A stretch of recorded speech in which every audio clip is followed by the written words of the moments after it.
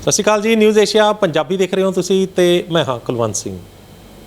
ਮੈਂ ਔਰ ਰਵਿੰਦਰ ਸਿੰਘ ਜੀ ਇੱਕ ਵਾਰ ਫਿਰ ਇੱਕ ਨਵੀਂ ਵਿਚਾਰ ਚਰਚਾ ਦੇ ਨਾਲ ਤੁਹਾਡੇ ਰੂਬਰੂ ਹੋਏ ਹਾਂ ਤੇ ਅੱਜ ਦੀ ਇਸ ਵਿਚਾਰ ਚਰਚਾ ਦੇ ਵਿੱਚ ਰਵਿੰਦਰ ਸਿੰਘ ਜੀ ਇੱਕ ਵਾਰ ਫਿਰ ਜਿਹੜਾ ਹੈ ਪੂਰਾ ਪੇਜ ਮੇਰੇ ਖਿਆਲ 1.5 ਪੇਜ ਲਈ ਬੈਠੇ ਨੇ ਤੇ ਪੂਰੀ ਰਿਸਰਚ ਦੇ ਨਾਲ ਨੇ ਤੁਹਾਡੇ ਸਾਹਮਣੇ ਆਏ ਨੇ।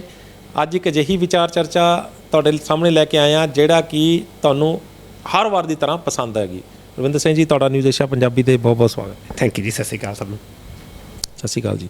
ਫਿਰ ਆਪਣੇ ਪਟਾਰੇ 'ਚੋਂ ਅੱਜ ਕੀ ਕੱਢ ਰਹੇ ਹੋ? ਇੱਕ ਨਵੀਂ ਚੀਜ਼, ਇੱਕ ਨਵਾਂ ਪ੍ਰੋਡਕਟ ਕੱਢ ਰਹੇ ਹਾਂ। ਇਹਦਾ ਨਾਮ ਹੈ ਬਰਬਰਿਨ। ਦਾਰੂ ਹਰਿਦਰਾ। ਹਾਂਜੀ, ਦਾਰੂ ਹਰਿਦਰਾ ਜਾਂ ਥੋੜੀ ਘੱਟ ਦਾਰੂ ਹਰਿਦਰਾ ਪਿਓਰ ਸੰਸਕ੍ਰਿਤ ਦਾ ਵਰਡ ਹੈ। ਦਾਰੂ ਹਲਦੀ ਕਿਹਾ ਜਾਂਦਾ ਇਹਨੂੰ ਕਿਉਂਕਿ ਹਲਦੀ ਵਰਗੀ ਚੀਜ਼ ਹੁੰਦੀ ਹੈ। ਇਹਦੇ ਵਿੱਚ ਜਿਹੜੀ ਚੀਜ਼ ਹੁੰਦੀ ਹੈ ਹਲਦੀ ਵਰਗਾ ਐਕਸਟਰੈਕਟ ਹੁੰਦਾ, ਕੁਰਕੁਮਿਨ ਦੇ ਨਾਲ ਮਿਲਦੀ ਜੁਲਦੀ ਚੀਜ਼ ਹੈ। ਫਾਇਦੇ ਕੁਰਕੁਮਿਨ ਦੇ ਬਰਾਬਰ ਜਾਂ ਉੱਪਰ ਇਹ ਨੇ। ਤਾਂ ਅਸੀਂ ਆਪਣੇ ਕਲਾਇੰਟਸ 'ਤੇ ਯੂਜ਼ ਕਰਦੇ ਸੀ ਬਹੁਤ ਦੇਰ ਤੋਂ, ਮਗਰ ਉਵੇਂ ਜਿਵੇਂ ਮੈਨੂੰ ਬੁਰਾ ਲੱਗਦਾ ਸੀ ਕਿ ਕੰਪਨੀ ਬਾਹਰ ਦੀ ਸੀ, ਇੰਡੀਆ ਦੀ ਚੀਜ਼ ਇੰਡੀਆ ਨੂੰ ਐਕਸਟਰੈਕਟ ਕਰਕੇ ਵੇਚੀ ਜਾਂਦੇ ਸੀਗੇ। ਤਾਂ ਆਪਾਂ ਨੇ ਬਹੁਤ ਦੇਰ ਦਾ ਜ਼ੋਰ ਲੱਗਿਆ ਹੋਇਆ ਸੀ। ਬੜੇ ਕਲਾਇੰਟਸ ਮੇਰੇ ਆਲਰੇਡੀ ਇਹ ਲੈ ਰਹੇ ਨੇ, ਮਗਰ ਇਸ ਨਾਮ ਦੀ ਨਹੀਂ, ਆਪਣੀ ਬ੍ਰਾਂਡ ਨਹੀਂ, ਉਹ ਕਿਸੇ ਇੱਧਰ ਉੱਧਰ ਕਿਸੇ ਬ੍ਰਾਂਡ ਤੋਂ ਦਵਾਉਣੀ ਪੈਂਦੀ ਸੀ। ਇਹ ਆਪਾਂ ਨੇ ਆਪਣੀ ਲਾਂਚ ਕਰਤੀ। ਜਿਵੇਂ ਕਿ ਹਰ ਵਾਰੀ ਪ੍ਰੋਮਿਸ ਹੁੰਦਾ ਚੀਪ ਹੈ ਨਾ, ਅਤੇ ਵਧੀਆ ਚੀਜ਼ ਐਕਸਟਰੈਕਟ ਜਿਹੜਾ ਕਿ ਅਮਾਊਂਟ ਵਧੀਆ ਹੋਏਗਾ। ਤਾਂ ਆਪਾਂ ਨੇ ਇਹਨੂੰ ਕਹਿੰਦੇ ਹਾਂ ਜੀ ਬਰਬਰਿਨ। ਤਾਂ ਆਪਾਂ ਇੱਕ ਪ੍ਰੋਡਕਟ ਲਾਂਚ ਕਰ ਰਹੇ ਹਾਂ। ਇਹ ਮੇਰਾ ਵਨ ਆਫ ਦਾ ਫੇਵਰੇਟ ਪ੍ਰੋਡਕਟ ਸੀ, ਮਗਰ ਹੈਰਾਨੀ ਦੀ ਗੱਲ ਹੈ ਇਹਦੇ ਉੱਪਰ ਗੱਲ ਕਰਦੇ ਕਰਦੇ ਆਪਾਂ ਦੱਸਾਂਗੇ ਕਿ ਮੈਂ ਇਹਨੂੰ ਇੱਕੋ ਚੀਜ਼ ਲਈ ਯੂਜ਼ ਕਰਦਾ ਸੀਗਾ ਜਿਹਦੇ 'ਚ ਜਿਵੇਂ ਜਾਦੂ ਵਰਗਾ ਇਫੈਕਟ ਸੀ। ਮੈਟਫੋਰਮਿਨ 'ਚ ਰਿਪਲੇਸਮੈਂਟ ਦਾ ਇੱਕ ਤਰ੍ਹਾਂ ਦਾ ਇਹ ਕੰਮ ਕਰਦਾ, ਯਾਨੀ ਸ਼ੂਗਰ ਵਾਲੇ ਪੇਸ਼ੈਂਟਸ। ਹਾਂਜੀ, ਸ਼ੂਗਰ ਵਾਲੇ। ਮਗਰ ਇਹਦਾ ਮਤਲਬ ਇਹ ਨਹੀਂ ਹੈ ਕਿ ਤੁਸੀਂ ਸ਼ੂਗਰ ਦੀ ਗੋਲੀ ਛੱਡ ਕੇ ਇਹਨੂੰ ਲੈ ਸਕਦੇ ਹੋ। ਉਹ ਦੱਸਾਂਗੇ, ਉਹ ਸਾਡੇ ਪ੍ਰੋਗਰਾਮ ਦਾ ਇੱਕ ਤਰੀਕਾ ਹੈ। ਮਗਰ ਉਹ ਇਹੋ ਜਿਹਾ ਰਿਜ਼ਲਟ ਆਉਂਦਾ ਸੀ ਕਿ ਵਿਦਿਨ 7 ਤੋਂ 10ਵੇਂ ਦਿਨ ਮੈਟਫੋਰਮਿਨ ਦੀ ਨੀਡ 80% ਘੱਟ ਜਾਂਦੀ ਸੀ। ਅਸੀਂ ਬੜੇ ਹੈਰਾਨ ਹੁੰਦੇ ਸੀ ਕਿ ਇਹੋ ਜਿਹੀ ਕੀ ਗੱਲ ਹੈ। ਜਦੋਂ ਮੈਂ ਕਿਹਾ ਚਲੋ ਫਿਰ ਆਪਾਂ ਨੇ ਚੀਜ਼ ਲਾਂਚ ਕਰਨੀ ਹੁੰਦੀ ਹੈ, ਫਿਰ ਮੈਂ ਉਹਦੇ ਪਿੱਛੇ ਹੱਥ ਮੂੰਹ ਧੋ ਕੇ ਪੈ ਜਾਂਦਾ ਹੁੰਦਾ।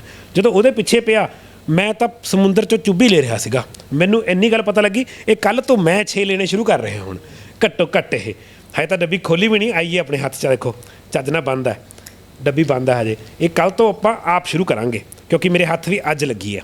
ਇਹਨੂੰ ਲਾਂਚ ਕਰਨ ਨੂੰ ਸਾਨੂੰ ਕੁਝ ਦਿਨ ਹੋਏ ਨੇ ਕਿਉਂਕਿ ਮੈਂ ਜਦੋਂ ਇੰਡੀਆ ਆਇਆ ਮੇਰੇ ਹੱਥ 'ਚ ਤਦੋਂ ਆਈ।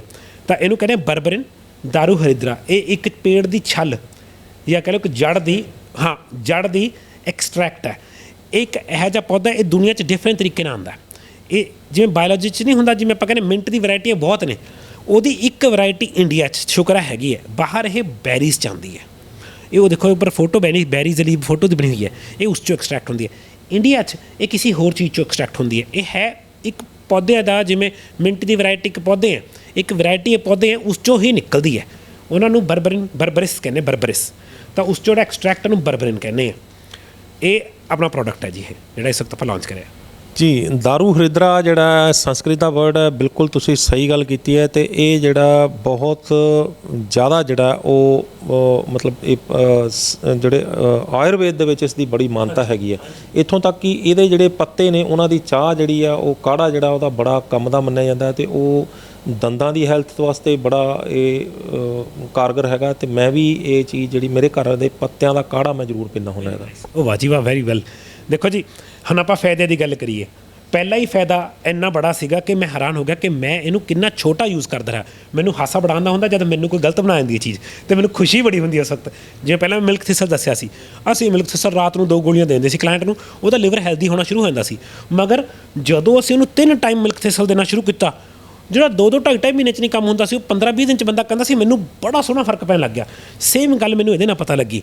ਬਰਬਰਿਨ ਦਾ ਫਰਕ ਸਾਨੂੰ ਲੱਗਦਾ ਸੀ ਕਿ ਬਹੁਤ ਸੋਹਣਾ ਡਾਇਬਟੀਜ਼ 'ਚ ਫਰਕ ਪਾ ਰਿਹਾ, ਮਗਰ ਹੁਣ ਇਹਦੇ ਪਹਿਲਾ ਫਾਇਦਾ ਸੁਣੋਗੇ ਤਾਂ ਮੈਂ ਹੈਰਾਨ ਹੋ ਗਿਆ। ਇਹ ਕਾਰਡੀਓਵੈਸਕੂਲਰ ਪ੍ਰੋਬਲਮਸ ਦਾ ਜਾਦੂ ਹੈ। ਯਾਨੀ ਕਿ BP ਲੋ, BP ਹਾਈ ਅਤੇ ਜਿਹੜਾ ਬਲੋਕੇਜ ਵਗੈਰਾ ਵਾਸਤੇ, ਹਾਂਜੀ, ਸਾਰੀ ਕਾਰਡੀਓਵੈਸਕੂਲਰ ਪ੍ਰੋਬਲਮਸ ਦਾ। ਹੁਣ ਇਹਦੇ ਪਿੱਛੇ ਤੁਹਾਨੂੰ ਗੱਲ ਸਮਝਾਉਣੀ ਪੈਣੀ ਹੈ। ਆਪਣੀ ਬਾਡੀ 'ਚ ਨਾ ਕੈਲਸ਼ੀਅਮ 2 ਜਗ੍ਹਾ 'ਚ ਹੁੰਦਾ, ਇੰਟਰਸੈਲੂਲਰ ਅਤੇ ਆਊਟ ਆਫ ਸੈਲੂਲਰ। ਅਗਰ ਇੰਟਰਸੈਲੂਲਰ ਕੈਲਸ਼ੀਅਮ ਵੱਧ ਜੇ ਤੁਹਾਨੂੰ ਹਾਰਟ ਅਰਿਦਮੀਆ ਹੋ ਜਾਂਦਾ। ਉਹ ਬਲੋਕੇਜ ਦਿੰਦਾ ਕਿਉਂਕਿ ਉਹਦੇ ਅੰਦਰ ਕੈਲਸ਼ੀਅਮ ਜੰਮ ਗਿਆ, ਤਾਂ ਉਹ ਅੰਦਰ ਜਿਹੜਾ ਉਹਦਾ ਕਿਊਮਨ ਜਿਹੜਾ ਉਹਦਾ ਘਟ ਜਾਂਦਾ, ਉਹਦਾ ਅੰਦਰ ਪਾਈਪ ਦਾ ਜਿਹੜਾ ਰਸਤਾ ਘਟ ਜਾਂਦਾ, ਡਾਇਆਮੀਟਰ ਘਟ ਜਾਂਦਾ, ਅਤੇ ਉਹ ਬਲੱਡ ਪ੍ਰੈਸ਼ਰ ਵੱਧ ਜਾਂਦਾ। ਅਤੇ ਜੇ ਬਾਹਰ ਜੰਮ ਜੇ ਤਾਂ ਫਿਰ ਉਹਦੀ ਜਿਹੜੀ ਉਹ ਪੰਪਿੰਗ ਜਿਹੜੀ ਕਪੈਸਿਟੀ ਹੁੰਦੀ ਆ ਉਹ ਖਤਮ ਹੋ ਜਾਂਦੀ ਹੈ। ਤਾਂ ਦੋਨਾਂ ਪਾਸੇ, ਹਾਂਜੀ। ਤਾਂ ਮੈਂ ਪਹਿਲੇ ਫਾਇਦੇ ਤੋਂ ਹੈਰਾਨ ਹੋ ਗਿਆ ਕਿ ਇਹ ਹਾਰਟ ਅਰਿਦਮੀਆਸ 'ਚ ਜਾਦੂ ਦੀ ਔਸ਼ਧੀ ਹੈ ਆਯੁਰਵੇਦ ਦੀ। ਕਿਉਂ? ਇਹ ਕੈਲਸ਼ੀਅਮ ਰੈਗੂਲੇਟ ਕਰਦਾ। ਇਹ ਕੈਲਸ਼ੀਅਮ ਦੀ ਜਿਹੜੀ ਸਹੀ ਰੇਸ਼ੋ ਹੈ ਉਹਨੂੰ ਮੇਨਟੇਨ ਕਰਨ 'ਚ ਹੈਲਪ ਕਰਦਾ ਹੈ। ਤਾਂ ਬਲੱਡ ਪ੍ਰੈਸ਼ਰ ਦੇਖੋ ਮੈਂ ਲਿਖਿਆ ਹੋਇਆ ਨੇ ਹਾਰਟ ਅਰਿਥਮੀਆ ਇਹ ਐਂਟੀ ਅਰਿਥਮੈਟਿਕ ਹੈ, ਐਂਟੀ ਅਰਿਥਮੈਟਿਕ, ਇਹ ਅਰਿਥਮੀਆ ਨਹੀਂ ਹੋਣ ਦਿੰਦਾ। ਹਾਰਟ ਅਰਿਥਮੀਆ 'ਚ ਦੇਖੋ ਹਾਰਟ ਦੀ ਇੱਕ ਪੇਸ ਹੁੰਦੀ ਹੈ, ਉਹਨੂੰ ਰਿਦਮ ਕਹਿੰਦੇ ਆ, ਜਿਵੇਂ ਡਗ ਡਗ ਡਗ। ਉਹ ਰਿਦਮ ਅਗਰ ਹਿਲ ਜੇ ਨਾ ਤੁਹਾਡੀ ਬੋਡੀ ਦੀ ਸਾਰਾ ਕੁਝ ਹਿਲ ਜਾਂਦਾ। ਡਾਕਟਰ ਕਹਿੰਦਾ ਜੀ ਤੁਹਾਡੇ ਪੰਪ ਸਹੀ ਨਹੀਂ ਹੋ ਰਿਹਾ, ਉਹ ਹਾਰਟ ਅਰਿਥਮੀਆ ਕਹਿੰਦੇ ਉਹਨੂੰ। ਜਿਹਨਾਂ ਨੂੰ ਹੈ ਪ੍ਰੋਬਲਮ ਉਹਨਾਂ ਨੂੰ ਸਭ ਪਤਾ ਇਹਦੇ ਬਾਰੇ। ਅਗਰ ਉਹ ਨਾ ਕਰਨ ਜੋਗੀ ਪਾਵਰ ਹੈ 'ਚ ਇਹ ਐਂਟੀ ਅਰਿਥਮੈਟਿਕ ਹੈ, ਪਹਿਲੀ ਚੀਜ਼। ਲਓ ਜੀ ਦੂਜਾ, ਇਹ ਜਿਹੜਾ ਇੰਟਰਸੈਲੂਲਰ ਕੈਲਸ਼ੀਅਮ ਹੈ ਉਹਨੂੰ ਡਿਕਰੀਜ਼ ਕਰਦਾ ਹੈ।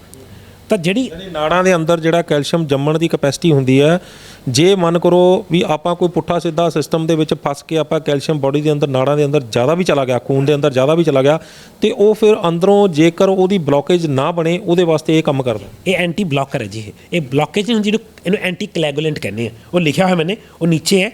ਐਂਟੀ ਕਲੈਗੂਲੈਂਟ ਮੀਨਸ ਇੱਕ ਕਲੌਟ ਨਹੀਂ ਬਣਨ ਦਿੰਦਾ ਹੈ, ਇਹ ਕਲੌਟ ਨੂੰ ਐਂਟੀ ਹੈ ਉਹਦੇ। ਠੀਕ ਹੈ ਜੀ, ਪਹਿਲਾ ਤਾਂ ਆ ਗਿਆ ਇਹ ਐਂਟੀ ਅਰਿਥਮੈਟਿਕ ਹੈ, ਹਾਰਟ ਅਰਿਥਮੀਆ ਤੋਂ ਬਚਾਉਂਦਾ ਹੈ। ਦੂਜਾ ਇਹ ਡਿਕਰੀਜ਼ ਕਰਦਾ ਹੈ ਜਿਹੜੀ ਕੈਲਸ਼ੀਅਮ ਦੇ ਕਰਕੇ ਹਾਰਟ ਅਰਿਥਮੀਆ ਆਉਂਦਾ ਹੈ ਇੰਟਰਸੈਲੂਲਰ ਉਹਨੂੰ। ਤੀਜਾ ਇਹ ਬਲੱਡ ਪ੍ਰੈਸ਼ਰ ਨੂੰ ਲੋ ਕਰਨ 'ਚ ਮਦਦ ਕਰਦਾ ਹੈ। ਆਟੋਮੈਟਿਕ ਹੈ, ਦੇਖੋ ਬਲੱਡ ਪ੍ਰੈਸ਼ਰ ਕਿਉਂ ਵਧਿਆ, ਉਹ ਨਾੜੀ ਪਤਲੀ ਹੋ ਗਈ, ਇਹਨੇ ਉਹਨੂੰ ਸੈੱਟ ਕਰਤਾ, ਬਲੱਡ ਪ੍ਰੈਸ਼ਰ ਨਾਰਮਲ ਆ ਗਿਆ। ਤੀਜੀ ਚੀਜ਼ ਇਹ ਹਾਰਟ ਦੀ ਪਰਫਾਰਮੈਂਸ ਵਧਾਉਂਦਾ ਹੈ। ਹੁਣ ਜਿਹੜੇ ਲੋਕਾਂ ਨੂੰ ਸਾਹ ਚੜ੍ਹ ਜਾਂਦਾ ਤੇ ਮੁੜਦਾ ਹੀ ਨਹੀਂ, ਜਾਂ ਜਿਹੜੇ ਕਈ ਐਥਲੀਟ ਨੇ ਉਹਨਾਂ ਦੀ ਪਰਫਾਰਮੈਂਸ ਇੱਕ ਪੁਆਇੰਟ 'ਤੇ ਘਟ ਜਾਂਦੀ ਆ, ਉਸ ਤੋਂ ਅੱਗੇ ਨਹੀਂ ਜਾ ਸਕਦੇ। ਇਹ ਹਾਰਟ ਦੀ ਪਰਫਾਰਮੈਂਸ ਵਧਾਉਂਦਾ ਹੈ, ਤਾਂ ਹਾਰਟ ਦੀ ਹੈਲਥ ਵਧਾ ਰਿਹਾ। ਚੌਥੀ ਚੀਜ਼ ਇਹ ਹਾਰਟ ਅਟੈਕ ਦਾ ਰਿਸਕ ਘਟਾਉਂਦੀ ਹੈ, ਕਿਉਂਕਿ ਇਹਨੇ ਸਾਰੇ ਹਾਰਟ ਨੂੰ ਰਿਲੇਟਡ ਜਿੰਨੀ ਵੀ ਚੀਜ਼ਾਂ ਨੇ ਉਹ ਨਾਰਮਲ ਕਰਦਾ। ਠੀਕ ਹੈ ਜੀ। ਅੱਛਾ ਪਹਿਲਾਂ ਵਾਪਸ ਇਹ ਹੈ ਕੀ ਬਰਬਰਿਨ ਐਕਚੁਅਲ 'ਚ ਫਾਈਟੋ ਨਿਊਟਰੀਐਂਟ ਹੈ। ਫਾਈਟੋ ਨਿਊਟਰੀਐਂਟ ਜਿਵੇਂ ਬਹੁਤ ਗੱਲਾਂ ਕਰਦਾ ਹੁੰਦਾ, ਪਲਾਂਟ ਬੇਸਡ ਵਾਈਟਮਿਨ, ਜਿਹੜੇ ਕਿ ਪਲਾਂਟ ਤੋਂ ਵਿਟਾਮਿਨ ਕੱਢਿਆ ਹੋਇਆ, ਫੈਟ ਸੋਲੇਬਲ ਨਹੀਂ, ਇਹ ਪਲਾਂਟ ਤੋਂ ਕੱਢਿਆ ਹੋਇਆ ਵਿਟਾਮਿਨ ਹੈ। ਫਾਈਟੋ ਨਿਊਟਰੀਐਂਟ ਇਹ ਮੇਨ ਫਾਈਟੋ ਨਿਊਟਰੀਐਂਟ ਹੁੰਦਾ ਕਈ ਪਲਾਂਟਸ 'ਚ, ਉਹਨੂੰ ਬਰਬਰਿਨ ਕਹਿੰਦੇ ਆ। ਠੀਕ ਹੈ ਜੀ। ਤਾਂ ਇਹ ਕਹਿ ਰਿਹਾ ਸੀ ਇਹ ਹਾਰਟ ਅਟੈਕ ਦੀ ਚਾਂਸਿਸ ਡਿਕਰੀਜ਼ ਕਰ ਦਿੰਦਾ, ਕਿਉਂਕਿ ਇਹ ਹਾਰਟ ਦੀ ਹੈਲਥ ਨੂੰ ਠੀਕ ਕਰਦਾ। ਠੀਕ ਹੈ ਜੀ। ਅਗਲਾ ਹੈ ਇਹ ਪੋਟੈਸੀਅਮ ਦੀ ਜਿਹੜੀ ਅੰਦਰ ਬੋਡੀ 'ਚ ਆਪਣੀ ਪੋਟੈਸੀਅਮ ਦੀ ਨੀਡ ਹੈ, ਇਹਨੂੰ ਰੈਗੂਲੇਟ ਕਰਦਾ। ਅਤੇ ਪੋਟੈਸੀਅਮ ਬਲੱਡ ਪ੍ਰੈਸ਼ਰ ਦਾ ਜਾਦੂ ਹੈ। ਹਮੇਸ਼ਾ ਬਲੱਡ ਪ੍ਰੈਸ਼ਰ ਨੂੰ ਡਾਊਨ ਕਰਨ ਲਈ ਪੋਟੈਸੀਅਮ ਖਾਇਆ ਜਾਂਦਾ ਹੈ। ਹਾਈ ਬਲੱਡ ਪ੍ਰੈਸ਼ਰ ਨੂੰ ਲੋ ਕਰਨ ਲਈ ਜਿਹੜਾ ਪੋਟੈਸ਼ੀਅਮ ਖਾਇਆ ਜਾਂਦਾ ਹੈ, ਤੇ ਲੋ ਬਲੱਡ ਪ੍ਰੈਸ਼ਰ ਨੂੰ ਜਿਹੜਾ ਚੱਕਣ ਲਈ ਸੋਡੀਅਮ ਲਿੱਤਾ ਜਾਂਦਾ। ਇਹ ਪੋਟੈਸੀਅਮ ਨੂੰ ਰੈਗੂਲੇਟ ਕਰਦਾ, ਇਹਨੂੰ ਚੈਨਲ ਕਰਦਾ। ਜਿਵੇਂ ਪੋਟੈਸੀਅਮ ਵੀ ਆਪਣਾ ਇੰਟਰਸੈਲੂਲਰ ਤੇ ਆਊਟ ਆਫ ਸੈਲੂਲਰ ਹੁੰਦਾ, ਇਹ ਉਹਨੂੰ ਵੀ ਬੈਲੈਂਸ ਕਰਦਾ, ਕੈਲਸ਼ੀਅਮ ਨੂੰ ਤੇ ਉਹਨੂੰ। ਇਹ ਦੋ ਤੁਹਾਨੂੰ ਮੈਂ ਹਮੇਸ਼ਾ ਦੱਸਿਆ, ਕੈਲਸ਼ੀਅਮ ਮੈਗਨੀਸ਼ੀਅਮ ਪੋਟੈਸੀਅਮ, ਇਹ ਤਿੰਨ ਹਾਰਟ ਦੇ ਤੇ ਕੋਈ ਵੀ ਮਸਲ ਨੂੰ ਕਰੈਂਪ ਹੋਣ ਤੋਂ ਬਚਾਉਂਦੇ ਨੇ।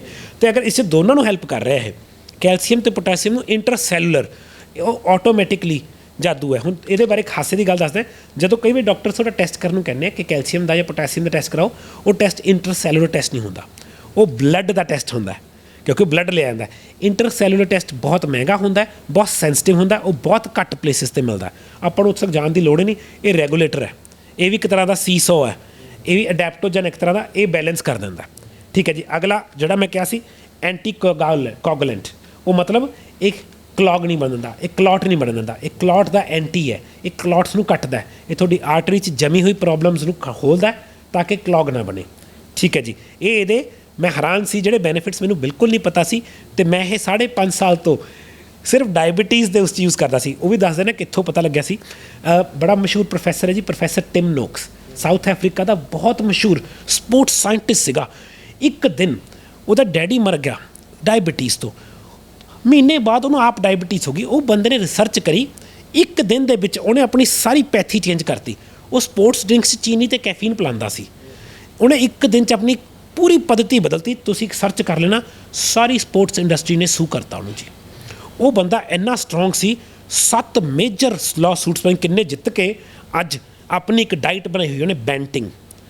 ਉਸ 'ਚ ਵੀ ਐਗਜ਼ੈਕਟਲੀ ਆਪਣੇ ਵਾਲਾ ਕੰਮ ਹੈ, ਨੋ ਕਾਰਬਸ ਨੋ ਸ਼ੂਗਰ, ਮਗਰ ਉਹ ਕੁਛ ਚੀਜ਼ਾਂ ਅਲਾਊਡ ਕਰ ਰਿਹਾ ਜਿਹੜੀਆਂ ਕਿ ਸਿਰਫ ਡਾਇਬਟੀਜ਼ ਲਈ ਨਹੀਂ, ਆਪਾਂ ਨੇ ਤਾਂ ਹੋਲ ਹੈਲਥ ਦੇਖਣੀ ਹੈ। ਤਾਂ ਤੁਸੀਂ ਦੇਖੋਗੇ ਮੈਨੂੰ ਉਹਨੇ ਦੱਸਿਆ ਪਹਿਲੀ ਵਾਰੀ ਕਿ ਬਰਬਰਿਨ ਡਾਇਬਟੀਜ਼ 'ਤੇ ਬਹੁਤ ਸੋਹਣਾ ਹੈਲਪ ਕਰਦੀ ਹੈ। ਮਗਰ ਜਦੋਂ ਮੈਂ ਆਪਣਾ ਪ੍ਰੋਡਕਟ ਲਾਂਚ ਕਰਦਾ ਤਾਂ ਮੇਰੀ ਰਿਸਰਚ ਬਹੁਤ ਹਾਈ ਐਡਵਾਂਸ ਹੋ ਜਾਂਦੀ ਹੈ। ਤਦ ਮੈਨੂੰ ਪਤਾ ਲੱਗਿਆ ਕਿ ਇਹਦੇ ਬੈਨੀਫਿਟਸ 7 ਗੁਣਾ ਹੋਰ ਸੀਗੇ, 8 ਗੁਣਾ ਸੀ ਜਿਸ 'ਚ ਮੈਂ ਕਰ ਰਿਹਾ ਸੀ। ਤਾਂ ਅਗਲਾ ਬੈਨੀਫਿਟ ਹੈ ਡਾਇਬਟੀਜ਼। ਥੋੜਾ ਕਲੀਅਰ ਕਰੋ ਵੀ ਕਿਸ ਤਰ੍ਹਾਂ ਬੈਨੀਫਿਟ ਕਰਦਾ। ਇਹ ਜੀ ਉਹ ਪੁਆਇੰਟ 'ਤੇ ਆਊਂਗਾ ਮੈਂ ਸਿਰਫ ਡਾਇਬਟੀਜ਼ 'ਤੇ ਯੂਜ਼ ਕਰਦਾ ਸੀ, ਮਗਰ ਉਹ ਪੁਆਇੰਟ ਹੈ ਮੇਰਾ ਇੱਕ 6ਵਾਂ 7ਵਾਂ ਪੁਆਇੰਟ, ਉਸ 'ਤੇ ਪਹੁੰਚਦੇ ਹਾਂ। ਹੁਣ ਆ ਗਿਆ ਜੀ ਅਗਲਾ ਪੁਆਇੰਟ, ਇਹ ਇਨਫੈਕਸ਼ੀਅਸ ਡਾਇਰੀਆ 'ਚ ਹੈਲਪ ਕਰਦੀ ਹੈ। ਜੇ ਤੁਹਾਨੂੰ ਕੋਈ ਪੋਇਜ਼ਨਸ ਡਾਇਰੀਆ ਹੋ ਗਿਆ, ਕੋਈ ਇਨਫੈਕਸ਼ਨ ਕਰਕੇ ਡਾਇਰੀਆ ਹੋ ਗਿਆ, ਹਾਂ ਇੰਟੈਸਟਾਈਨ 'ਚ ਇਨਫੈਕਸ਼ਨ ਹੋ ਗਈ, ਇਹ ਉਹਦੇ 'ਚ ਅੰਮ੍ਰਿਤ ਵਾਂਗੂ ਕੰਮ ਕਰਦੀ ਹੈ ਅਤੇ ਉਹਨੂੰ ਡਾਊਨ ਕਰਦੀ ਹੈ। ਠੀਕ ਹੈ ਜੀ। ਅਗਲੀ ਚੀਜ਼, ਇਹ ਨੈਚੁਰਲ ਐਂਟੀਬਾਇਓਟਿਕ ਹੈ। ਤਾਂ ਜਦੋਂ ਬੰਦੇ ਨੂੰ ਡਾਕਟਰ ਕਹਿੰਦਾ ਤੁਹਾਨੂੰ ਐਂਟੀਬਾਇਓਟਿਕ ਦਾ ਕੋਰਸ ਕਰਨਾ ਪੈਣਾ ਅਤੇ ਤੁਸੀਂ ਕੁਲਵੰਤ ਜੀ ਤੇ ਮੇਰੀ ਵੀਡੀਓਜ਼ ਦੇਖ ਕੇ ਕਹਿੰਦੇ ਹੋ ਨਾ ਜੀ ਨਾ, 3 ਤੋਂ 6 ਮਹੀਨੇ ਦਾ ਬਣਿਆ ਫਲੋਰਾ 5 ਦਿਨ 'ਚ ਗਾਇਬ।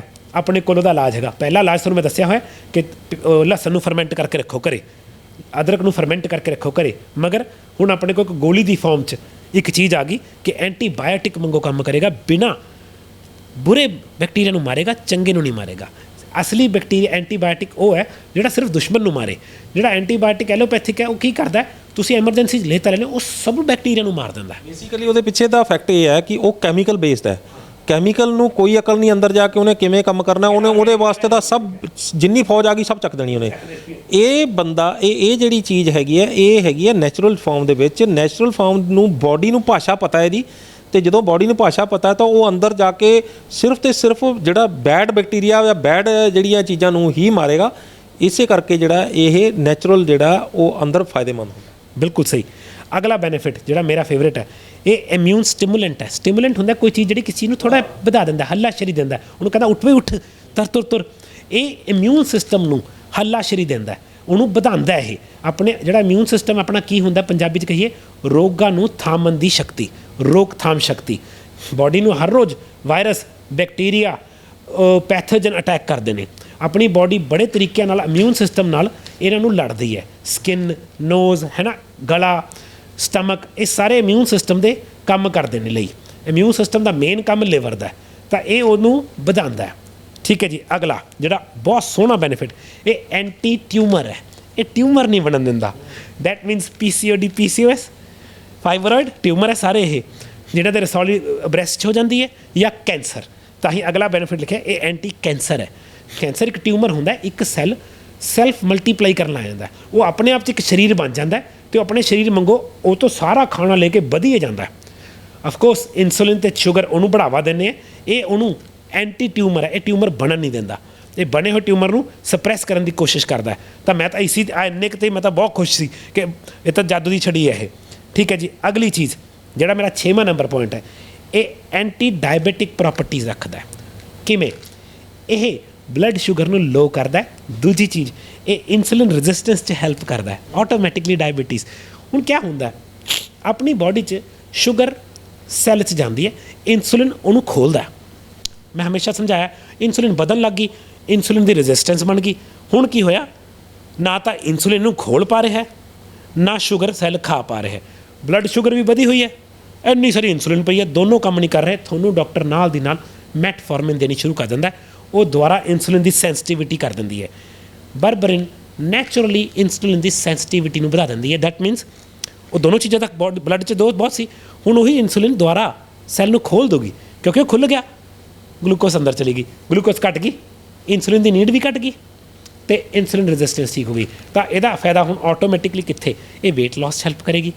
ਇਹ ਜਿਨ੍ਹਾਂ ਨੂੰ ਮੋਤੀਆ ਹੋ ਜਾਂਦਾ ਬਿਨਾਂ ਗੱਲੋਂ, ਕਿ ਕਹਿੰਦੇ ਕੋਈ ਚੱਕਰ ਨਹੀਂ, ਇਹ ਕਿਡਨੀ ਨੂੰ ਟੌਕਸੀਫਿਕੇਸ਼ਨ ਤੋਂ ਬਚਾਏਗੀ। ਕਿਵੇਂ?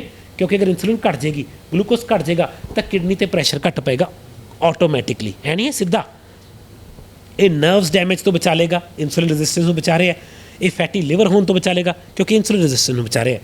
ਤਾਂ ਕਬਜ਼ ਨੂੰ ਬਚਾ ਲੇਗਾ, ਇਹ ਥਾਇਰਾਇਡ ਨੂੰ ਬਚਾ ਲੇਗਾ, ਇਹ ਕੋਲੈਸਟਰੋਲ ਨੂੰ ਬਚਾ ਲੇਗਾ, ਡਿਮੈਂਸ਼ੀਆ ਨੂੰ ਬਚਾ ਲੇਗਾ, ਡਿਪਰੈਸ਼ਨ ਨੂੰ ਬਚਾ ਲੇਗਾ, ਗੋਡਿਆਂ ਨੂੰ ਬਚਾ ਲੇਗਾ। ਮੈਟਾਬੋਲਿਕ ਸਿੰਡਰਮ ਘੁੰਮਿਆ ਫਿਰ ਤਾਂ ਪੁੱਛੋ ਨਾ ਜੀ, ਇੱਕ ਵਾਰੀ ਤੁਰਿਆ ਕਹਿੰਦੇ ਉਹ ਬਸ ਇੱਕ ਵਾਰੀ ਗਾਇਨੀ ਦੀਆਂ ਸਾਰੀਆਂ ਪ੍ਰੋਬਲਮ ਬਚਾ ਲੇਗਾ। ਹਾਂਜੀ, ਇੱਕ ਵਾਰੀ ਉਹ ਟਿਊਮਰ ਦੇ ਨਾਲ ਵੀ ਵੈਸੇ ਸਿੱਧਾ ਕਰ ਰਿਹਾ। ਲਓ ਜੀ, ਅਗਲਾ ਇਫੈਕਟ, ਹੁਣ ਕਈ ਲੋਕਾਂ ਨੂੰ ਕੈਫੀਨ ਕਰਕੇ ਡੈਮੇਜ ਹੋਈ ਹੁੰਦੀ ਹੈ, ਉਹਨਾਂ ਨੂੰ ਹੋਰ ਕੈਫੀਨ ਲੈਣੀ ਪੈਂਦੀ ਹੈ। ਜਿਵੇਂ ਨਸ਼ੇੜੀ ਬੰਦਾ ਫਸ ਜਾਂਦਾ ਕਿ ਅਗਰ ਸਵੇਰੇ ਕੌਫੀ ਨਹੀਂ ਪੀਤੀ, ਚਾਹ ਨਹੀਂ ਪੀਤੀ, ਇਹੋ ਜਿਹਾ ਸਿਰ ਦਰਦ ਸ਼ੁਰੂ ਹੁੰਦਾ ਕਿ ਰਹੇ ਰੱਬ ਦਾ ਨਾਮ। ਜੇ ਆਪਾਂ ਸਿੱਧਾ ਜੇ ਪੰਜਾਬੀ 'ਚ ਸਿੱਧਾ ਹੀ ਆ ਜਾਈਏ, ਤੇ ਇਹ ਨਸ਼ੇੜੀਆਂ ਵਾਸਤੇ ਰਾਮਬਾਣ ਹੈ। ਇੱਕ ਕੈਫੀਨ ਦੇ ਇਫੈਕਟ ਦੀ ਜਿਹੜੀ ਬਾਡੀ 'ਚ ਡੈਮੇਜ ਹੋ ਗਈ ਉਹਨੂੰ ਘਟਾਉਂਦਾ। ਐਂਟੀ ਕੈਫੀਨ ਇਫੈਕਟ ਹੈ ਇਹ।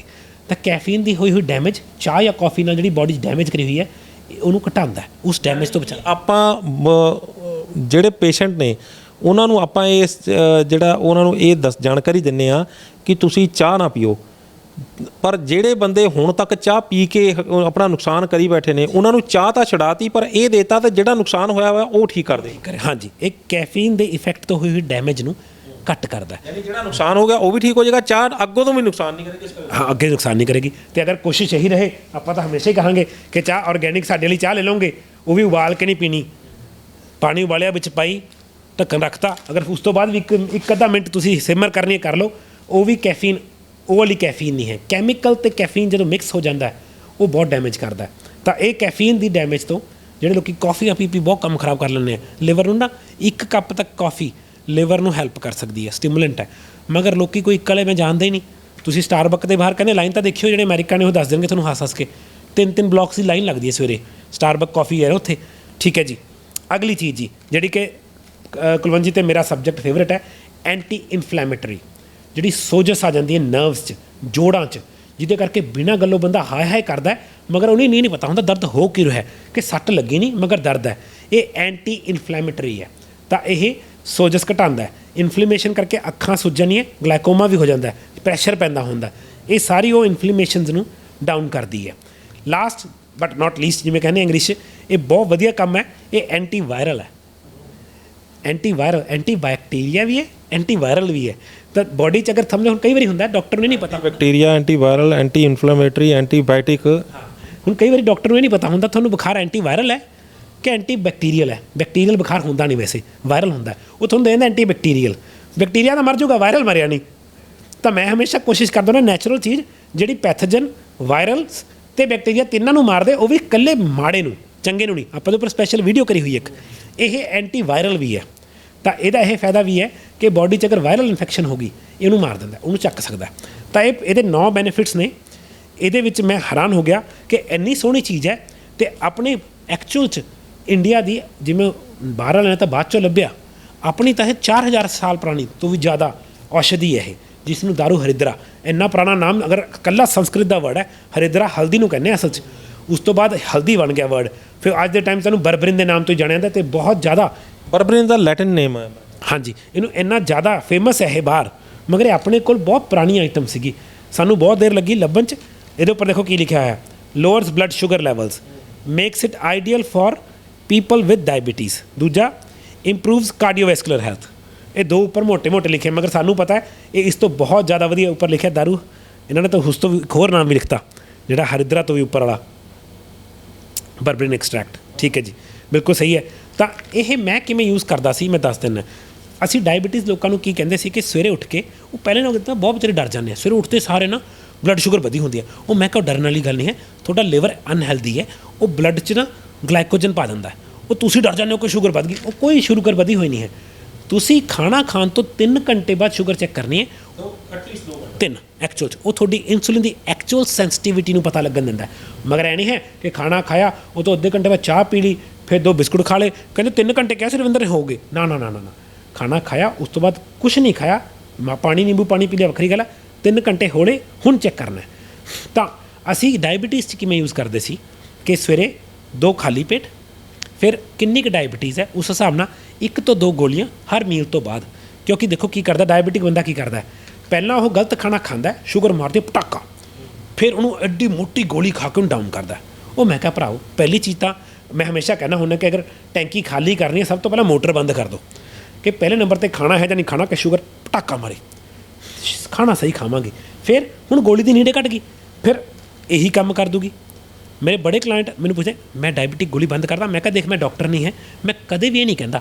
ਮੈਂ ਕਿਹਾ ਤੁਸੀਂ ਖਾਣਾ ਖਾ ਕੇ ਚੈੱਕ ਕਰ ਲਿਓ ਸ਼ੂਗਰ, ਉਸ ਹਿਸਾਬ ਨਾਲ ਹਿਸਾਬ ਲਈਓ कि थोनू गोली की कितनी लोड़ है। 5वें दिन बंदा कहता सर मैंने आज पूरा दिन गोली नहीं खाई और शाम को 90 शुगर है। मैंने कहा इसका मतलब फिर तो हमें ज़रूरत ही नहीं है। मैंने कहा फिर भी ऐं करियो, बहुत देर तो आदत पई है, एक दिन मिस एक दिन मिस एक दिन, हौली हौली करके बॉडी नू टेपर डाउन करके 12वें 13वें दिन बंदा कहता लो जी रविंदर जी गोली खरीदने नू हुण तां लोड़ ही नहीं है। बर्बरिन क्योंकि ये हार्ट की हैल्थ ठीक कर रही है, ये ब्लड प्रैशर ठीक कर रही है, ये मैटाबॉलिक सिंड्रोम ते भी अटैक कर रही है, नाल दी नाल ये थोड़ी इंसुलिन की सेंसिटिविटी नू ठीक कर रही है। तो जब दोनों चीज़ां कंबाइन करतियां, एक तरह का मेरे लिए रामबाण च रामबाण आ गया। हुणे मैं अपने रामबाण की कैटेगरी च पा लेना। मेरे रामबाण की कैटेगरी च की है तुहानूं पता ही है कुलवंत जी। सब तो बड़ा रामबाण है मेरा अश्वगंधा, दूजे नंबर पर मेरा रामबाण है मिल्क थिसल, है ना। तीजे नंबर पर मेरा रामबाण है वो साडा हैगा कित्थे गई बीटन हाइड्रोक्लोराइड स्टमक एसिडिटी नूं। फिर उस तो बाद अपना आ बहुत सोहना कामयाब है ਵਿਟਾਮਿਨ ਸੀ, ਕਿਉਂਕਿ ਲੋਕੀ ਆਮਲਾ ਖਾਣ ਤੋਂ ਚੱਲਦੇ ਸੀ। ਹਾਂਜੀ, ਉਸ ਤੋਂ ਬਾਅਦ ਅਸੀਂ ਪਾਈ ਨੈਨੋ ਕੁਰਕੁਮਿਨ ਇਹਦੇ ਨਾਲ, ਕਿਉਂਕਿ ਇਹ ਸਭ ਦਾ ਇਫੈਕਟ ਉੱਪਰ ਚੱਕਣਾ ਸੀ। ਫਿਰ ਆਇਆ ਸਾਡਾ ਮੋਰਿੰਗਾ ਐਕਸਟਰੈਕਟ, ਹੈ ਨਾ। ਇਹ ਮੇਰੇ ਹੁਣ ਮੈਂ ਆਪਣੇ ਵੱਲੋਂ ਕਹਿ ਰਿਹਾ, ਕਿਉਂਕਿ ਮੇਰੀ ਮੇਰੇ ਆਪਣੀ ਰਿਸਰਚ ਤੋਂ ਬਾਅਦ ਹੈ ਕਿ ਹੁਣ ਮੈਨੇ ਬਰਬਰਿਨ ਨੂੰ ਮੈਨੇ ਆਪਣੀ ਰਾਮਬਾਣ ਦੀ ਕੈਟਾਗਰੀ 'ਚ ਪਾਤਾ। ਅਫਕੋਰਸ ਜਿਵੇਂ ਤੁਹਾਨੂੰ ਕਿਹਾ। ਦੱਸੋ ਮੈਨੂੰ ਰਵਿੰਦਰ ਜੀ, ਤੁਸੀਂ ਗੱਲ ਕੀਤੀ ਹੈ ਕਿ ਬਰਬਰਿਨ ਜਿਹੜਾ ਉਹ ਜਿਹੜਾ ਬਲੱਡ ਪ੍ਰੈਸ਼ਰ ਨੂੰ ਲੋ ਕਰਦਾ, ਪਰ ਜਿਹੜਾ ਬੰਦਾ ਫਿਰ ਇਹਦਾ ਮਤਲਬ ਤੁਸੀਂ ਕਹਿੰਦੇ ਵਿੱਚ ਪੋਟਾਸ਼ੀਅਮ ਦੀ ਭਰਪੂਰ ਮਾਤਰਾ ਹੁੰਦੀ ਹੈ, ਜਿਹੜਾ ਬੰਦਾ ਪੋਟਾਸ਼ੀਅਮ ਸਿਟਰੇਟ ਲੈ ਰਿਹਾ ਉਹ ਫਿਰ ਇਹ ਨਾ ਲਵੇ? ਐਸਾ ਕੁਝ ਨਹੀਂ ਹੈ, ਇਹ ਉਹੀ ਗੱਲ ਹੈ, ਇਹ ਇਨਆਰਗੈਨਿਕ ਚੀਜ਼ ਨਹੀਂ ਹੈ, ਇਹ ਆਰਗੈਨਿਕ। ਪੋਟਾਸ਼ੀਅਮ ਤਾਂ ਇਹਦੇ 'ਚ ਹੈ, ਪੋਟਾਸ਼ੀਅਮ ਉਹਦੇ 'ਚ ਵੀ ਗੜਬੜ ਹੋ ਜਾਏਗੀ। ਨਹੀਂ, ਇਹ ਪੋਟਾਸ਼ੀਅਮ ਨਹੀਂ ਲੋ ਕਰ ਰਿਹਾ, ਇਹ ਪੋਟਾਸ਼ੀਅਮ ਨੂੰ ਰੈਗੂਲੇਟ ਕਰਨ 'ਚ ਹੈਲਪ ਕਰ ਰਿਹਾ ਹੈ। ਜਿਹੜੇ ਬੰਦੇ ਦਾ ਪੋਟਾਸ਼ੀਅਮ ਪਹਿਲੇ ਹੀ ਲੋ ਹੈ, ਕਿਉਂ ਪਤਾ? ਪੋਟਾਸ਼ੀਅਮ ਲੋ ਨਹੀਂ ਕਰ ਰਿਹਾ, ਪੋਟਾਸ਼ੀਅਮ ਤਾਂ ਹੈਗਾ ਨਾ ਇਹ 'ਚ। ਹਾਂ, ਇਹ ਪੋਟਾਸ਼ੀਅਮ ਰੈਗੂਲੇਟ ਕਰਦਾ, ਇੰਟਰਸੈਲੂਲਰ ਆਲਟਰ ਕਰਦਾ ਉਹਨੂੰ, ਇੰਟਰਸੈਲੂਲਰ ਪੋਟਾਸ਼ੀਅਮ ਨੂੰ ਆਲਟਰ ਕਰਦਾ। ਜਿਵੇਂ ਜਿਵੇਂ ਕੈਲਸ਼ੀਅਮ ਵਧਿਆ ਹੋਇਆ ਅੰਦਰ ਸੈੱਲ ਦੇ, ਹੁਣ ਜਿਨ੍ਹਾਂ ਨੂੰ ਉਹ ਹੋ ਜਾਂਦਾ ਥਾਇਰਾਇਡ ਦੀ ਕੰਡੀਸ਼ਨ ਹੈ, ਕੈਲਸ਼ੀਅਮ ਵਧੀ ਜਾਂਦਾ, ਉਹਨਾਂ ਨੂੰ ਬਹੁਤ ਹੈਲਪ ਕਰੂਗਾ। ਜਿਹਦਾ ਪੋਟਾਸ਼ੀਅਮ ਵਧਿਆ ਹੋਇਆ ਉਹਨੂੰ ਵੀ ਹੈਲਪ ਕਰੂਗਾ, ਪੋਟਾਸ਼ੀਅਮ ਵਧੇ 'ਚ ਹੈਲਪ ਕਰੂਗਾ ਉਹਨੂੰ। ਜਿਹਦੇ ਪੋਟਾਸ਼ੀਅਮ ਵਧਿਆ ਹੋਇਆ ਉਹਨੂੰ ਮੈਂ ਕਦੇ ਪੋਟਾਸ਼ੀਅਮ ਸਿਟਰੇਟ ਨਹੀਂ ਦਿੰਦਾ। ਹਾਂ, ਜਿਹਦਾ ਬੀਪੀ ਵਧਿਆ ਹੋਇਆ 110% ਹੈ ਪੋਟਾਸ਼ੀਅਮ ਗਿਰਿਆ ਹੋਇਆ, ਉਹਨੂੰ ਮੈਂ ਆ ਵੀ ਦਊਂਗਾ ਪੋਟਾਸ਼ੀਅਮ ਸਿਟਰੇਟ, ਉਹਨੂੰ ਮੈਂ ਬਰਬਰਿਨ ਵੀ ਦਊਂਗਾ। ਜਿਹਨੂੰ ਕੱਲਾ ਥਾਇਰਾਇਡ ਹੈ ਜਾਂ ਇੱਕ ਥਾਇਰਾਇਡ ਦੀ ਕੰਡੀਸ਼ਨ ਹੁੰਦੀ ਹੈ ਜਿਸ ਤੁਹਾਡਾ ਉਹ ਵੱਜ ਜਾਂਦਾ ਬਹੁਤ ਜ਼ਿਆਦਾ, ਪੈਰਾਥਾਇਰਾਇਡ ਕਹਿੰਦੇ ਉਹਨੂੰ, ਉਹ ਵੱਜ ਜਾਂਦਾ, ਕੈਲਸ਼ੀਅਮ ਪਾਗਲਾਂ ਵਾਂਗੂ ਉੱਪਰ ਚਲਾ ਜਾਂਦਾ, ਉਸ ਕੇਸ 'ਚ ਮੈਂ ਬਹੁਤ ਜ਼ਿਆਦਾ ਯੂਜ਼ ਕਰੂੰਗਾ। ਅਗਰ ਤੁਹਾਨੂੰ ਕਿਡਨੀ ਦੀ ਪ੍ਰੋਬਲਮ ਨਹੀਂ ਹੈ, ਕਿਹੜੀ ਵਾਲੀ, ਕੋਈ ਡਾਇਲਿਸਿਸ ਚੱਲਦਾ ਜਾਂ ਕ੍ਰੈਟਿਨਿਨ ਵਧਿਆ ਜਾਂ ਪੋਟਾਸ਼ੀਅਮ ਵਧਿਆ ਹੋਇਆ ਜਾਂ ਤੁਹਾਡੇ ਬਲੱਡ ਪ੍ਰੈਸ਼ਰ ਬਹੁਤ ਲੋ ਹੈ, ਆਹ 4 ਕੰਡੀਸ਼ਨਾਂ 'ਚ ਨਹੀਂ ਲੈਣਾ। ਜੇ ਤੁਹਾਡੇ ਕਿਡਨੀ ਸਟੋਨ ਹੈ, ਇਹ ਅੰਮ੍ਰਿਤ ਹੈ, ਕਿਉਂਕਿ ਸਿਟਰੇਟ ਪੋਟਾਸ਼ੀਅਮ ਦੇ ਨਾਲ ਸਟੋਨ ਨੂੰ ਖੋਰਦਾ। ਜੇ ਤੁਹਾਡਾ ਬਲੱਡ ਪ੍ਰੈਸ਼ਰ ਵਧਿਆ ਹੋਇਆ, ਇਹ ਅੰਮ੍ਰਿਤ ਹੈ। ਜੇ ਤੁਹਾਨੂੰ ਇਨਸੂਲਿਨ ਰੈਜ਼ਿਸਟੈਂਸ ਹੈ, ਫੈਟੀ ਲਿਵਰ ਹੈ, ਇਹ ਅੰਮ੍ਰਿਤ ਹੈ। ਇਹ ਕੀ ਗੋਲ ਸਟੋਨ ਨੂੰ ਵੀ ਫਾਇਦਾ? ਹਾਂਜੀ, ਤੁਹਾਨੂੰ ਬਹੁਤ ਵਾਰੀ ਗੱਲ ਕਰੀ। ਅੱਛਾ ਨਹੀਂ ਸੌਰੀ ਗੋਲ ਸਟੋਨ ਨਹੀਂ, ਉਹਦੇ ਲਈ ਅਲੱਗ ਚੀਜ਼ ਹੈ। ਉਹਦੇ ਲਈ ਗੋਲ ਸਟੋਨ ਵਾਲੇ ਲਈ ਓਮੇਗਾ 3 ਉਹ ਕੱਢਾਂਗੇ, ਉਹਦੇ ਉੱਪਰ ਹਜੇ ਦੱਸ ਦੇਣਾ। ਓਮੇਗਾ 3 ਦੇ ਬਾਰੇ ਲੋਕੀ ਦੱਸਦੇ ਨਹੀਂ ਜੀ। ਜਿੰਨਾ ਸੈਂਸਿਟਿਵ ਆਇਲ, ਜਿੰਨਾ ਵਧੀਆ ਆਇਲ ਉਨਾ ਸੈਂਸਿਟਿਵ ਦਾ ਮਤਲਬ ਉਹਨੂੰ ਕੱਢਦੇ ਸਾਰ ਜਿਹੜੀ ਆਕਸੀਜਨ ਲੱਗਦੀ ਹੈ ਖਤਮ, ਆਕਸੀਡਾਈਜੇਸ਼ਨ ਹੁੰਦਾ ਹੈ। ਉਹ ਇੱਕ ਇਹੋ ਜਿਹੀ ਫੈਸਿਲਿਟੀ ਹੁੰਦੀ ਹੈ, ਵੈਕਿਊਮ 'ਚ ਬਣਦਾ, ਓਪੇਕ ਬੋਟਲ 'ਚ ਹੁੰਦਾ ਜਿਸ 'ਚ ਲਾਈਟ ਨਹੀਂ ਜਾ ਸਕਦੀ, ਅਤੇ ਉਹਨੂੰ ਰੱਖਣ ਦਾ ਵੀ ਇੱਕ ਤਰੀਕਾ ਹੁੰਦਾ।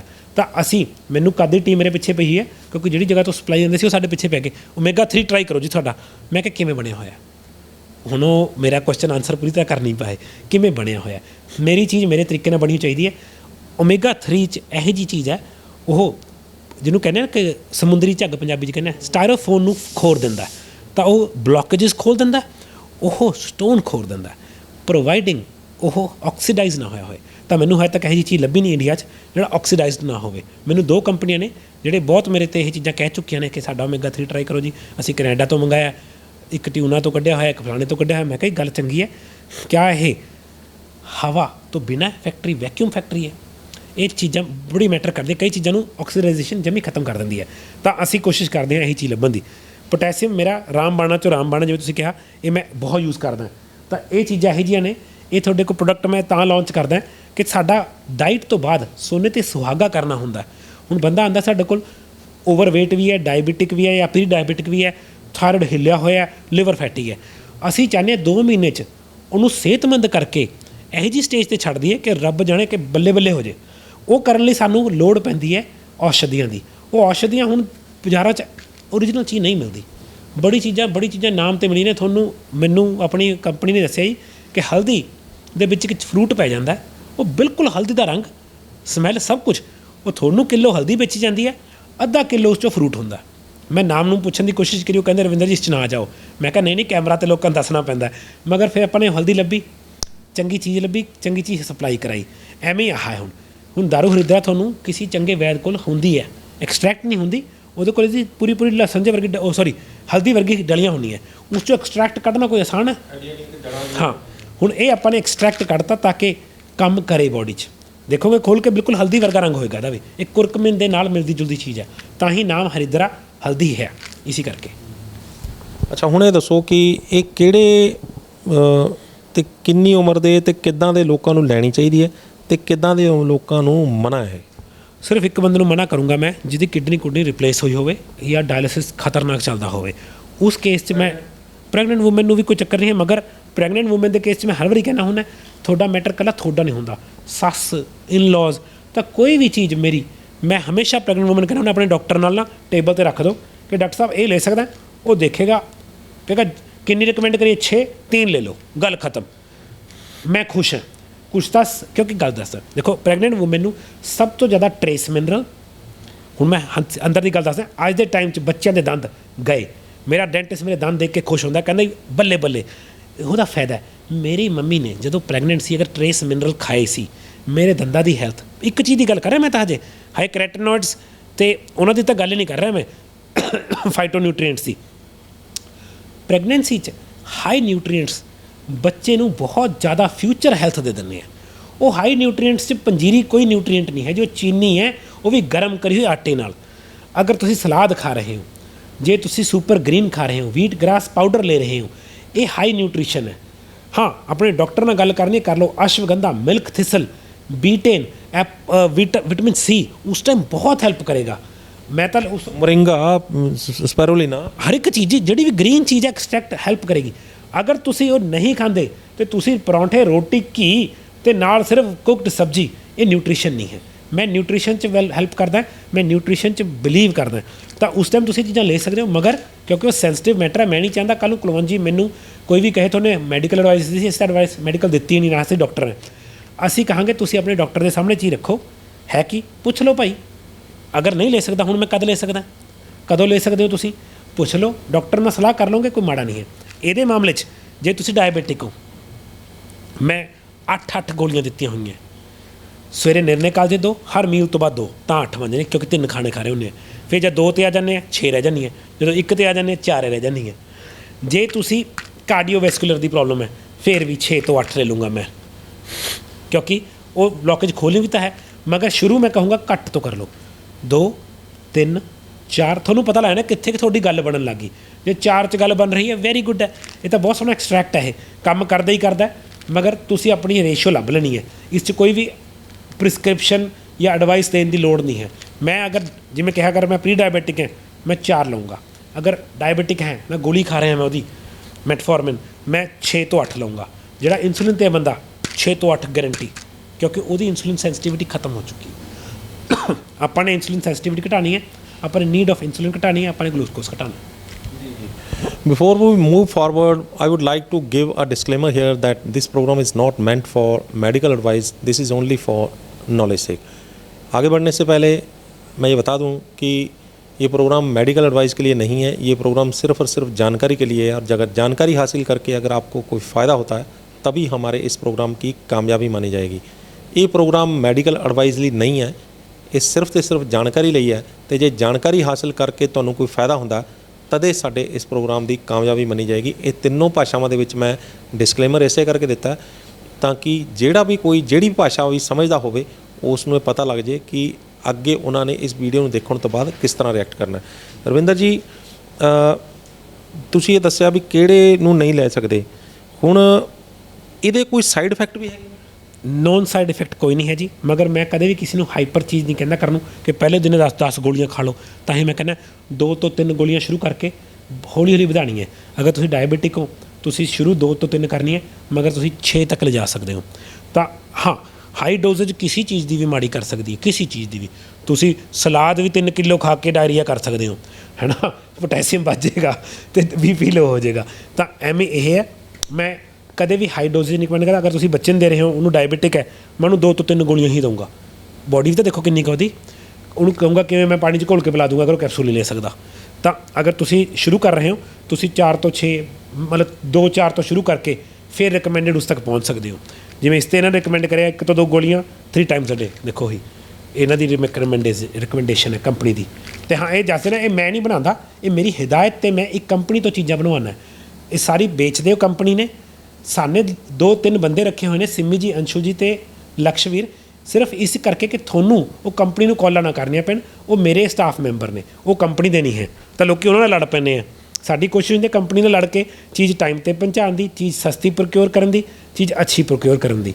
वो उन्हां दी जिम्मेवारी है कंपनी की भेजनी, चीज़ प्रोक्योर करनी, चीज़ के स्टैंडर्ड रखने। असीं उन्हां ते डंडा रख सकते हैं, मगर मैं आप नहीं बनाता है जी। ਜਾਂ ਅੱਗੇ ਵਧਣ ਤੋਂ ਪਹਿਲਾਂ ਜਾਂ ਇਜਾਜ਼ਤ ਲੈਣ ਤੋਂ ਪਹਿਲਾਂ ਕੁਝ ਅਜਿਹੀ ਚੀਜ਼ ਜਿਹੜੀ ਕਿ ਤੁਸੀਂ ਇਸ ਸੰਬੰਧ ਵਿੱਚ ਦੱਸਣਾ ਚਾਹੁੰਦੇ ਹੋ ਤੇ ਕੁਝ ਮੈਂ ਨਾ ਪੁੱਛ ਸਕਿਆ ਹਾਂ? नहीं, मेरे हिसाब नाल आपां कवर कर लिया कि एंटी कैंसर है, एंटी ਉਹ ਹੈ ਟਿਊਮਰ ਹੈ, ਐਂਟੀਬਾਇਓਟਿਕ ਹੈ, ਐਂਟੀ ਇਨਫਲੈਮੇਟਰੀ ਹੈ, ਐਂਟੀ ਵਾਇਰਲ ਹੈ, ਕਾਰਡੀਓਵੈਸਕੂਲਰ ਦਾ ਜਾਦੂ ਹੈ। ਹੁਣ ਤਾਂ ਇਹ ਅੱਗੇ ਦੱਸਣਾ ਕਿ ਲੈਣੀ ਕਿੱਥੋਂ ਹੈ।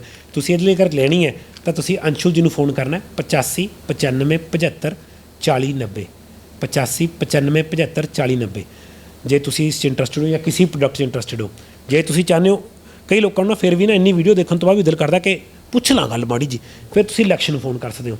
ਲਕਸ਼ ਦਾ ਨੰਬਰ ਅਲੱਗ ਹੈ, ਮੈਂ ਤੁਹਾਨੂੰ ਲਕਸ਼ ਦਾ ਨੰਬਰ ਵੀ ਦੇ ਦਿੰਦਾ ਅਗਰ ਮਿਲ ਗਿਆ ਮੈਨੂੰ ਆਸਾਨੀ ਨਾਲ। ਹਾਂ, ਅਗਰ ਤੁਸੀਂ ਚਾਹੁੰਦੇ ਹੋ ਕਿ ਤੁਸੀਂ ਸਾਡੀ ਕੋਚਿੰਗ ਬਾਰੇ ਜਾਣਨਾ ਚਾਹੁੰਦੇ ਹੋ, ਤੁਸੀਂ ਕੋਚ ਬਣਨਾ ਚਾਹੁੰਦੇ ਹੋ, ਜਾਂ ਤੁਸੀਂ ਚਾਹੁੰਦੇ ਹੋ ਕਿ ਰਵਿੰਦਰ ਜੀ ਮੈਨੂੰ ਕੋਚ ਕਰੋ, ਮੈਂ ਕੀ ਖਾਵਾਂ, ਹੈ ਨਾ, ਮੈਂ ਕੀ ਨਾ ਖਾਵਾਂ, ਮੇਰੀ ਕੀ ਡਾਈਟ ਹੋਣੀ ਚਾਹੀਦੀ ਹੈ, ਮੈਨੂੰ ਹੈਲਦੀ ਹੋਣ ਲਈ ਕੀ ਖਾਣਾ ਚਾਹੀਦਾ, ਉਹਦੇ ਲਈ ਤੁਸੀਂ ਸਿੰਮੀ ਜੀ ਨੂੰ ਫੋਨ ਕਰਨਾ ਹੈ। ਸਿੰਮੀ ਦਾ ਨੰਬਰ ਹੈ 82 870 14 166 82 870 14 166। ਲਕਸ਼ ਦਾ ਨੰਬਰ ਹੈ, ਅਗਰ ਤੁਸੀਂ ਪਤਾ ਕਰਨਾ ਮੈਂ ਕਿੰਨੇ ਵਜੇ ਖਾਵਾਂ, ਕਿੰਨੀਆਂ ਖਾਵਾਂ, ਕਿਵੇਂ ਖਾਵਾਂ, ਇਹਦੇ ਫਾਇਦੇ ਕੀ ਹੈ, ਉਹ ਲਕਸ਼ ਨੂੰ ਫੋਨ ਕਰਨਾ ਹੈ 79861 12118 79861 12118। ਇਹ ਲਕਸ਼ ਨੂੰ ਫੋਨ ਕਰਕੇ ਤੁਸੀਂ ਪੁੱਛ ਸਕਦੇ ਹੋ ਕਿ ਕਿਹੜੀ ਚੀਜ਼ ਕਿਵੇਂ ਲੈਣੀ ਹੈ, ਕਿੰਨੀਆਂ ਲੈਣੀਆਂ, ਨਾਲੇ ਉਹ ਦੱਸ ਦੇਗਾ ਕਿੱਥੋਂ ਖਰੀਦਣੀ ਹੈ ਅਤੇ ਕਿੰਨੀਆਂ ਲੈਣੀਆਂ। ਜੇ ਤੁਸੀਂ ਕੋਚ ਬਣਨ 'ਚ ਇੰਟਰਸਟ ਹੋ, ਜਿਸ 'ਚ ਮੇਰਾ ਕੰਮ ਅੱਜ ਕੱਲ੍ਹ ਇੰਟਰਸਟ ਹੈ, ਮੈਂ ਲੋਕਾਂ ਨੂੰ ਕੋਚ ਬਣਾ ਕੇ ਖੁਸ਼ ਹਾਂ। ਉਸ 'ਚ ਕੀ ਹੈ, 3 ਮਹੀਨੇ ਤੁਹਾਨੂੰ ਅਸੀਂ ਟ੍ਰੇਨ ਕਰਦੇ ਹਾਂ ਤੁਹਾਡੀ ਹੈਲਥ ਲਈ, ਨਾਲ ਅਸੀਂ ਤੁਹਾਨੂੰ ਟ੍ਰੇਨ ਕਰਦੇ ਹਾਂ ਲੋਕਾਂ ਨੂੰ ਕੋਚ ਕਰਨਾ ਜ਼ੀਰੋ ਤੋਂ। ਅਤੇ ਤੁਹਾਨੂੰ ਅਸੀਂ ਇੱਕ ਬੰਦਾ ਤੁਹਾਡੇ ਹੱਥੋਂ ਕੋਚ ਵੀ ਕਰਵਾਉਂਦੇ ਹਾਂ, ਉਹਨੂੰ ਇੰਟਰਨਸ਼ਿਪ ਕਹਿੰਦੇ ਹਾਂ, ਅਤੇ ਜ਼ੂਮ ਸੈਮੀਨਾਰਸ 'ਤੇ ਬੁਲਾਉਂਦਾ ਮੈਂ ਜਿਹੜੇ ਸਿਰਫ ਕੋਚਿਸ ਲਈ ਹੈ, ਜਿੱਥੇ ਤੁਹਾਨੂੰ ਇਹ ਸਿਖਾਉਂਦੇ ਹਾਂ ਜਾਂ ਤੁਹਾਡੇ ਕੁਐਸਚਨ ਨਾਲ ਆਨਸਰ ਕਰਦੇ ਐਜ਼ ਅ ਕੋਚ। ਉਹਦੇ ਲਈ ਤੁਸੀਂ ਮੈਨੂੰ ਰੀਚ ਕਰ ਸਕਦੇ ਹੋ। ਮੇਰਾ ਨੰਬਰ ਹੋਈ 9888 475 000 98 884 75000। ਮੈਨੂੰ ਸਿਰਫ ਇਸ ਕਰਕੇ ਮੈਸੇਜ ਕਰਨਾ ਜੇ ਤੁਸੀਂ ਕੋਚ ਬਣਨਾ ਚਾਹੁੰਦੇ ਹੋ ਤਾਂ WhatsApp 'ਤੇ ਮੈਸੇਜ ਲਿਖ ਦਿਓ ਕੋਚ, ਹੈ ਨਾ, ਮੈਂ ਸਮਝ ਜੂੰਗਾ ਤੁਸੀਂ ਕੀ ਚਾਹੁੰਦੇ ਹੋ, ਮੈਂ ਤੁਹਾਨੂੰ ਕਾਲ ਕਰ ਲੂੰਗਾ। ਠੀਕ ਹੈ ਜੀ, ਬਹੁਤ ਬਹੁਤ ਧੰਨਵਾਦ। ਤੁਸੀਂ ਇੱਕ ਵਾਰ ਫੇਰ ਪੂਰੀ ਰਿਸਰਚ ਤੋਂ ਬਾਅਦ ਇਹ ਜਾਣਕਾਰੀ ਸਾਡੇ ਦਰਸ਼ਕਾਂ ਦੇ ਨਾਲ ਸਾਂਝੀ ਕੀਤੀ ਹੈ। ਉਮੀਦ ਕਰਦੇ ਹਾਂ ਕਿ ਸਾਰਿਆਂ ਨੂੰ ਪਸੰਦ ਆਏਗੀ। ਬਹੁਤ ਬਹੁਤ ਧੰਨਵਾਦ। ਮੋਸਟ ਵੈਲਕਮ ਜੀ। ਸਤਿ ਸ਼੍ਰੀ ਅਕਾਲ। ਸਤਿ ਸ਼੍ਰੀ ਅਕਾਲ ਜੀ। ਸੋ ਇਹ ਸਨ ਰਵਿੰਦਰ ਸਿੰਘ ਜੀ, ਜਿਨ੍ਹਾਂ ਨੇ ਸਾਨੂੰ ਇੱਕ ਪੂਰੀ ਰਿਸਰਚ ਤੋਂ ਬਾਅਦ ਦਾਰੂ ਹਰਿਦਰਾ ਯਾਨੀ ਬਰਬਰਿਨ ਦੇ ਸੰਬੰਧ ਵਿੱਚ ਪੂਰੀ ਜਾਣਕਾਰੀ ਦਿੱਤੀ ਹੈ। ਅਤੇ ਇਹ ਜਾਣਕਾਰੀ ਦੇ ਬਾਅਦ ਜਿਹੜਾ ਇਹ ਜਦੋਂ ਰਿਸਰਚ ਕੀਤੀ ਤਾਂ ਉਹਨਾਂ ਨੂੰ ਵੀ ਉਸ ਤੋਂ ਬਾਅਦ ਹੀ ਪਤਾ ਲੱਗਿਆ ਕਿ ਇਸ ਦੇ ਇੱਕ ਨਹੀਂ ਬਲਕਿ ਅਨੇਕਾਂ ਫਾਇਦੇ ਨੇ। ਪਹਿਲਾਂ ਇਹ ਸਿਰਫ ਅਤੇ ਸਿਰਫ ਡਾਇਬਟੀਜ਼ ਯਾਨੀ ਸ਼ੂਗਰ ਦੇ ਮਰੀਜ਼ਾਂ ਨੂੰ ਦੇ ਰਹੇ ਸੀ, ਇਹ ਰਿਕਮੈਂਡ ਕਰ ਰਹੇ ਸੀ ਅਤੇ ਉਹਨਾਂ ਦੇ ਵਿੱਚ ਇਹਨਾਂ ਨੂੰ ਬਾਕਮਾਲ ਰਿਜ਼ਲਟ ਮਿਲ ਰਹੇ ਸੀ। ਲੇਕਿਨ ਜਦੋਂ ਇਹਨਾਂ ਨੇ ਇਸ ਪ੍ਰੋਡਕਟ ਦੇ ਸੰਬੰਧ ਵਿੱਚ ਆਪਣੇ ਕਿਸੇ ਜੇ ਮੈਨੂਫੈਕਚਰਰ ਨਾਲ ਗੱਲ ਕੀਤੀ ਤਾਂ ਉਦੋਂ ਜਦੋਂ ਬਣ ਕੇ ਇਹਨਾਂ ਦੇ ਸਾਹਮਣੇ ਆਈ ਅਤੇ ਇਹਨਾਂ ਨੇ ਰਿਸਰਚ ਕੀਤੀ ਵੀਡੀਓ ਵਾਸਤੇ, ਅਤੇ ਉਦੋਂ ਜਦੋਂ ਇਹਨਾਂ ਨੂੰ ਰਿਜ਼ਲਟ ਪਤਾ ਲੱਗੇ ਤਾਂ ਇਹ ਇਸ ਚੀਜ਼ ਤੋਂ ਵੀ ਆਪ ਵੀ ਹੈਰਾਨ ਰਹਿ ਗਏ ਕਿ ਵਾਕਈ ਹੀ ਇਹ ਪ੍ਰੋਡਕਟ ਜਿਹੜਾ ਹੈ ਰਾਮਬਾਣ ਜਿਹੜੇ ਹੈਗੇ ਨੇ ਉਹ ਤਰਕਸ਼ ਦੇ ਵਿੱਚ ਇੱਕ ਹੋਰ ਰਾਮਬਾਣ ਆ ਗਿਆ। ਅਤੇ ਉਮੀਦ ਕਰਦੇ ਹਾਂ ਕਿ ਇਹ ਵੀਡੀਓ ਵੀ ਤੁਹਾਨੂੰ ਪਸੰਦ ਆਈ ਹੋਵੇਗੀ। ਅਤੇ ਜੇ ਪਸੰਦ ਆਈ ਹੈ ਤਾਂ ਇਸ ਨੂੰ ਵੀ ਵੱਧ ਤੋਂ ਵੱਧ ਸ਼ੇਅਰ ਕਰੋ। ਲੋੜ ਹੈ ਅਜਿਹੀਆਂ ਵੀਡੀਓ ਵੱਧ ਤੋਂ ਵੱਧ ਸ਼ੇਅਰ ਕਰਨ ਦੀਆਂ। ਜਿੰਨੀਆਂ ਸ਼ੇਅਰ ਕਰੋਗੇ ਉਨਾ ਪੁੰਨ ਹੋਏਗਾ, ਉਨਾ ਕਿਸੇ ਦਾ ਫਾਇਦਾ ਹੋਏਗਾ। ਕੀ ਪਤਾ ਕੋਈ ਇੱਕ ਬੰਦਾ ਵੀ ਇਸ ਚੀਜ਼ ਦਾ ਫਾਇਦਾ ਚੁੱਕ ਕੇ ਆਪਣੇ ਆਪ, ਆਪਣੇ ਕਿਸੇ ਆਪਣੇ ਨੂੰ ਜਾਂ ਆਪਣੇ ਕਿਸੇ ਆਲੇ ਦੁਆਲੇ ਨੂੰ ਜਾਂ ਸਮਾਜ ਦੇ ਵਿੱਚ ਕਿਸੇ ਵੀ ਇੱਕ ਵਿਅਕਤੀ ਨੂੰ ਇਸ ਚੀਜ਼ ਦਾ ਫਾਇਦਾ ਦੇ ਦੇਵੇ ਤਾਂ ਅਸੀਂ ਸਮਝਾਂਗੇ ਕਿ ਇਸ ਵੀਡੀਓ ਨੂੰ ਬਣਾਉਣ ਦਾ ਮਕਸਦ ਵੀ ਕਾਮਯਾਬ ਰਿਹਾ। ਸਾਡੇ ਚੈਨਲ ਨਿਊਜ਼ ਏਸ਼ੀਆ ਪੰਜਾਬੀ, ਸਾਡੇ ਚੈਨਲ ਨਿਊਜ਼ ਏਸ਼ੀਆ ਹਿੰਦੀ, ਸਾਡੇ ਚੈਨਲ ਆਵਾਜ਼ੇ ਪੰਜਾਬ ਅਤੇ Facebook page news Asia Punjabi ਨੂੰ ਲਾਈਕ, ਸਬਸਕ੍ਰਾਈਬ ਅਤੇ ਫੋਲੋ ਕਰਨਾ ਨਾ ਭੁੱਲਿਓ। ਅਗਲੀ ਵਾਰ ਫੇਰ ਹਾਜ਼ਰ ਹੋਵਾਂਗੇ ਇੱਕ ਨਵੇਂ ਮੁੱਦੇ, ਇੱਕ ਨਵੇਂ ਮਹਿਮਾਨ ਦੇ ਨਾਲ। ਉਦੋਂ ਤੱਕ ਮੈਨੂੰ ਦਿਓ ਇਜਾਜ਼ਤ। ਧੰਨਵਾਦ।